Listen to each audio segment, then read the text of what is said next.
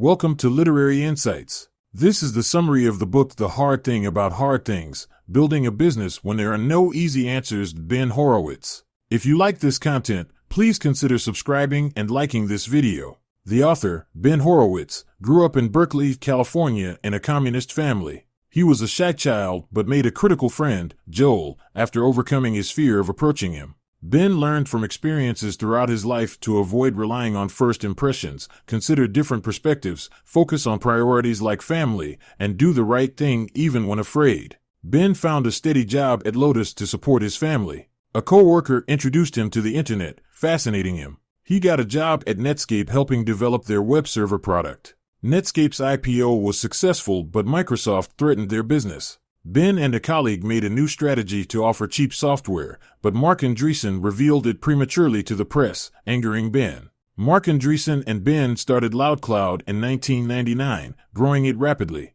However, the dot-com crash left them struggling to raise funding. Despite many risks and challenges, going public seemed the only option to avoid bankruptcy. The IPO was difficult, and life as a public company was challenging. They had to lay off staff, lower guidance, and their stock dropped. Losing a big deal after September 11th caused them to miss targets. Ben realized LoudCloud's business model was unsustainable. He developed a plan B to pivot into software, launching Opsware. After selling LoudCloud, Opsware had little revenue or customers left. Ben rallied remaining staff, raised the stock price, and shipped an imperfect product to get customer experience. Ben turned Opsware around by focusing on a few big customers, hiring key executives, and improving the product based on customer feedback. Opsware became very successful, going public and getting acquired by HP. Ben's experiences show that leaders must make difficult decisions during crises, focus on priorities, be transparent with staff, learn from mistakes, build key partnerships, and never give up in pursuit of the ultimate goal. With perseverance, the author saved LoudCloud from bankruptcy and became a public company that shaped an industry. Ben Horowitz took over as CEO of Opsware and made some mistakes, needing to be more optimistic and transparent about challenges. He realized this was damaging trust and morale. Horowitz learned to be open about worries, losses, and uncertainties. This built trust and allowed people to work together on solutions. Overly optimistic leadership leads to distrust and confusion. Transparency is a sign of strength, not weakness. To lay off employees properly, act quickly once decided, admit failure and share reasoning to maintain trust, have managers lay off direct reports with empathy, and offer resources to help people transition. By following these principles, Opsware preserved culture despite massive layoffs. Layoffs done right can help companies recover, whereas most fail due to damaged trust and culture. To fire an executive, do a root cause analysis to understand why and fix hiring/onboarding issues. Inform the board and get their support. Explain the issues and your plan. Be transparent about any hiring failures. Tell the executive immediately. Be clear their termination is non-negotiable, but take responsibility for your role. Share details on severance and next steps. Address the company and share the news transparently while maintaining the executive's dignity. Have a plan to fill the role to avoid uncertainty. The key takeaways are: build trust through transparency. When laying off or firing, act quickly and with empathy, take responsibility for failures, share information to avoid distrust, and have the plan to move forward. With the right approach, companies can overcome enormous challenges. The summary highlights the most critical elements around building trust: transparency, layoffs, firing executives, taking responsibility for mistakes, and having a plan to address issues. The fundamental principles and takeaways are captured to provide a high-level sense of the critical messages. Firing or demoting a loyal friend and executive is difficult but sometimes necessary for the company's good. Before acting, determine if the change is needed. Once decided, be clear about the decision and prepare for an emotional conversation. Express appreciation for their contributions and loyalty. Consider compensation increase if moving them to another role.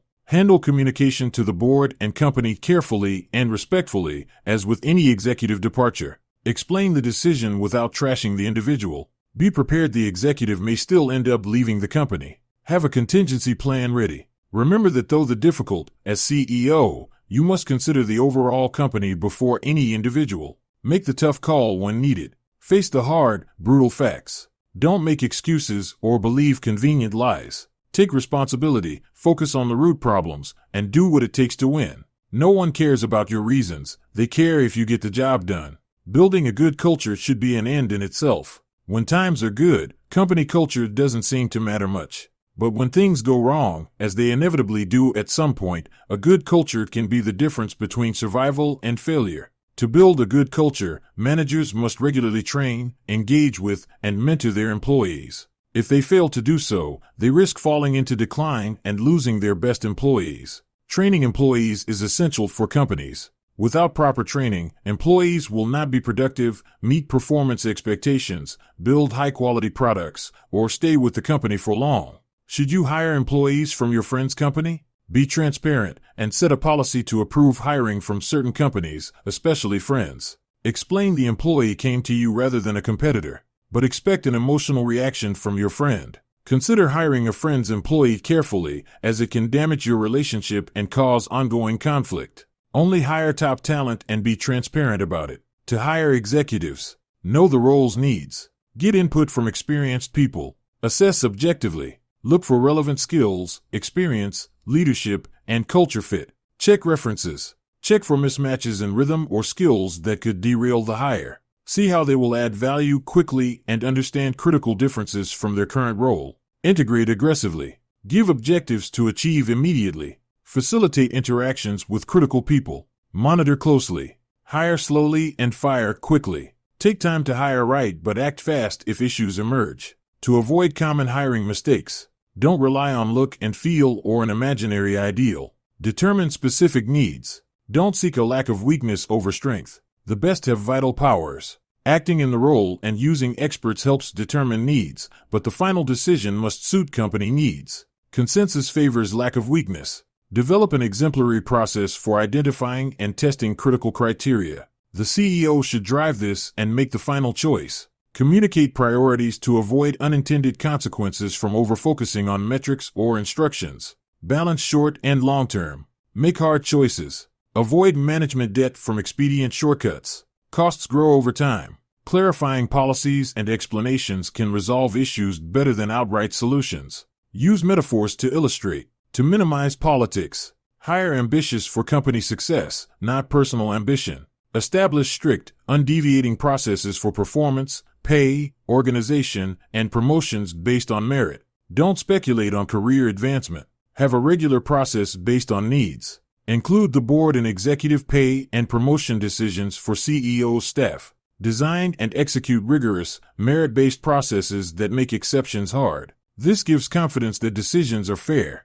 Be careful listening to complaints without defending executives. Address them by bringing parties together. Address behavior or competence complaints adequately. Facilitate discussion or consider termination/probation, respectively.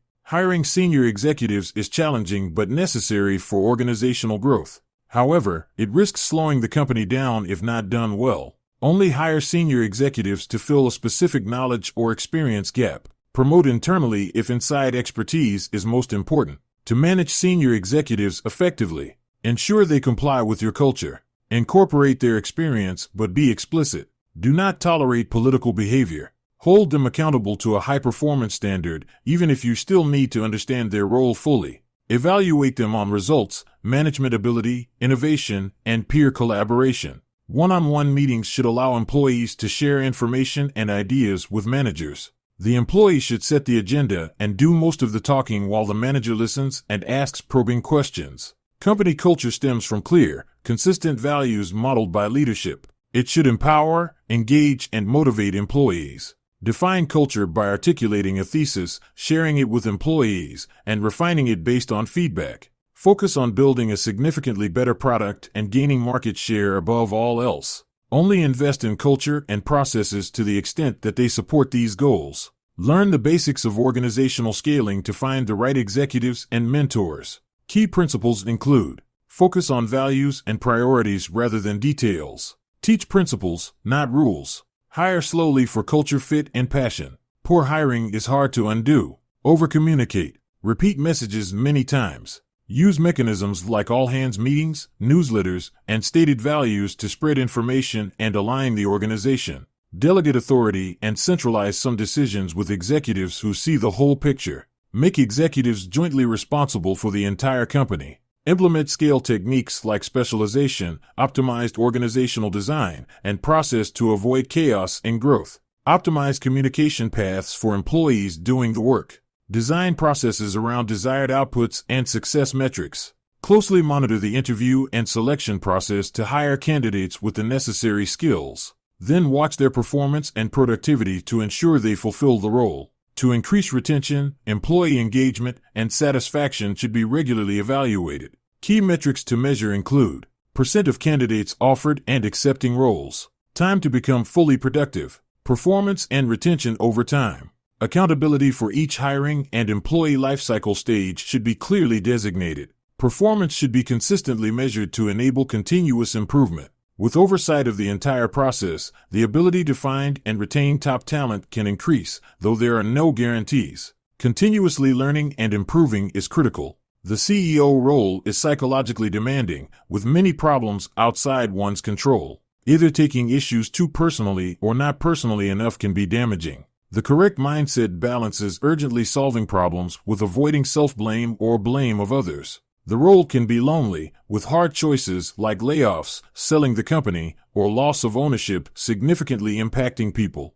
Managing pressure and balancing pragmatism with empathy are vital skills. Influential CEOs have a vision and care for employees' interests and competence. The concept means articulating an inspiring vision and strategy. Caring for employees means genuinely putting their interests first. Competence means achieving vision through solid leadership and management. These attributes can be learned and developed. Situations require different leadership styles. Peacetime CEOs empower and focus on culture, and wartime CEOs act decisively and strictly aligned to the mission. A leader who can adapt as needed is uniquely poised for success. Feedback, an unnatural but critical skill, helps create a culture where feedback is not taken personally and problems are openly discussed. Asking, can the CEO execute their vision? Did the CEO achieve meaningful results? And does the CEO know what to do? Evaluate CEO effectiveness. An effective CEO articulates a clear vision, makes fast decisions,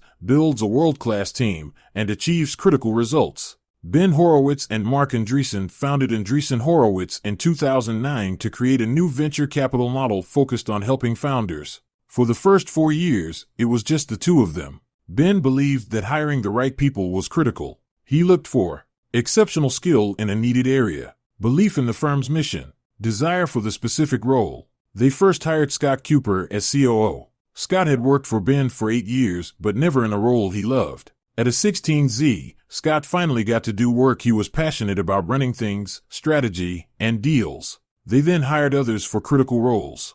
Mark Craney to run their extensive company network. Shannon Callahan to run their engineering network. Margaret Wimmichers to run marketing. Jeff Stump to run talent. The key lessons are: hiring is significant, especially at the start of a new venture. Look for people with exceptional skills, belief in the mission, and desire for the role. Sometimes, people have talents they only utilize once the right opportunity arises. Give them new opportunities to thrive. Startups evolve roles over time. The initial hires may map differently to future needs. Adapt as the company develops. In summary, the vision and model of a 16Z proved compelling to talented people looking to be part of something new and meaningful. The firm would not have succeeded if Ben and Mark had not hired such exceptional staffers. Their early team enabled them to scale and build the top-tier venture firm they envisioned. Ben Horowitz co-founded the venture capital firm Andreessen Horowitz with Mark Andreessen. They aimed to offer more than just funding to entrepreneurs. Their vision and support helped Andreessen Horowitz become one of the most respected VC firms within 4 years. As CEO of Opsware, Ben couldn't show weakness. Now as a VC, he shares his fears and lessons learned with entrepreneurs. He realized most CEOs struggle privately. He advises entrepreneurs to embrace the struggle. Though he understands their efforts, they must find their answers. If interviewing a head of enterprise sales, Ben might ask questions to assess the candidate's ability, hiring skill, sales skills, ability to do large deals, understanding of marketing and channels, intensity, ability to diagnose issues, and knowledge of the competition. He might also ask about operational excellence in managing a team.